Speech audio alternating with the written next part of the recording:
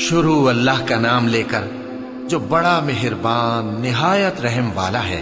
اے پیغمبر صلی اللہ علیہ وآلہ وسلم، اپنے پروردگار عالی شان کے نام کی تسبیح کرو، جس نے انسان کو بنایا، پھر اس کے اعضاء کو درست کیا، اور جس نے اس کا اندازہ ٹھہرایا، پھر اس کو رستہ بتایا، اور جس نے چارہ اگایا، پھر اس کو سیاہ رنگ کا کوڑا کر دیا۔ اے نبی صلی اللہ علیہ وآلہ وسلم، ہم تمہیں پڑھا دیں گے، پھر تم فراموش نہ کرو گے، مگر جو اللہ چاہے۔